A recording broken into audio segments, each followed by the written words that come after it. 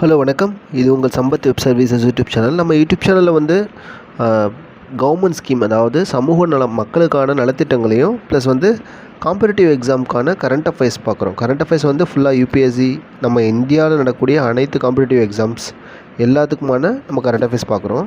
So அதில் இன்றைக்கி வந்து நம்ம 2024க்கான சீரீஸ், அதாவது 2024 ஜனவரி டு டிசம்பரில் என்னென்னலாம் நடந்திருக்கு அப்படின்னு சொல்லிட்டு பார்த்துட்ருக்கோம். சரிங்களா? அப்போது இன்றைக்கி தான் ஃபஸ்ட் டே கிளாஸ் நம்ம வீடியோ போஸ்ட் பண்ணுறேன்.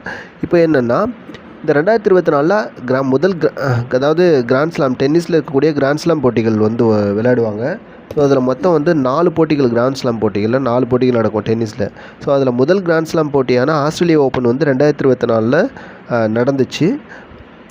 அதில் யார் வின்னர்னு பார்க்கலாம். அதில் ஆடவர் என்ன பிரிவுனா மென்ஸ் சிங்கிள், அதாவது ஆடவர் ஒற்றையரில்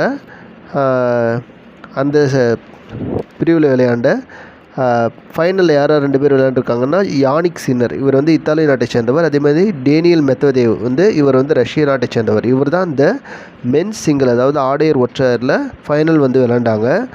ஸோ இதில் வந்து வின் பண்ணது யாருன்னு பார்த்தீங்கன்னா, யானிக் சின்னர் தான் ஜெயிச்சிருப்பார். இவர் இத்தாலி நாட்டை சேர்ந்தவர். இவருக்கு வந்து பரிசு எவ்வளோ அப்படின்னு கேட்டிங்கன்னா 17.21 கோடி. இவர் டேனியல் மெத்வதேவ் வந்து ரன்னர், அதாவது ஜெயிக்கல. ஸோ இவருக்கான ரன்னருக்கான பரிசு எவ்வளோன்னு பார்த்தீங்கன்னா 9.42 கோடி. ஸோ இந்த யானிக் சின்னர் இருக்கார் இல்லையா, இது வந்து இவர் இத்தாலி நாட்டிலேருந்து வாங்கக்கூடிய ஒரு இத்தாலி நாட்டவர் வாங்கக்கூடிய முதல் கிராண்ட் ஸ்லாம் பட்டம். சரிங்களா?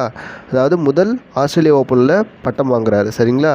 அடுத்தது வந்து இவர் வந்து செமிஃபைனலில் யார் கூட ஜெயிச்சு வந்திருப்பார்னா, ரொம்ப ஃபேமஸான செர்பியா நாட்டை சேர்ந்த நோவாக் ஜோக்கோவிச் இருக்காங்கள்ல, அவங்க கூட விளையாண்டு தான் இவர் வந்து அவரை தோற்கடிச்சிட்டு இவர் வந்து ஃபைனலில் வந்திருப்பார்.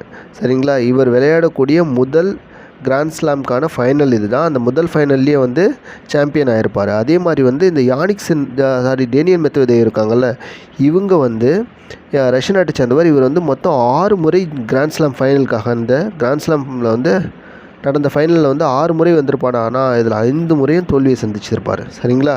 அப்போது வந்து ஒரே ஒரு முறை தான் வென்றிருப்பார். அந்த ஒரே ஒரு முறை என்னென்னா, யூஎஸ் ஓப்பனில் 2027 நடக்கக்கூடிய யூஎஸ் ஓப்பன் டென்னிஸ் போட்டியில் தான் இவர் வந்து ஜெயிச்சிருப்பார். சரிங்களா? அப்போது கிராண்ட் ஸ்லாம், இந்த நம்ம எப்பவுமே காம்படிட்டிவ் எக்ஸாமுக்கு வந்து இந்த கிராண்ட் ஸ்லாம் போட்டிகள் ரொம்ப முக்கியமாக கேட்பாங்க.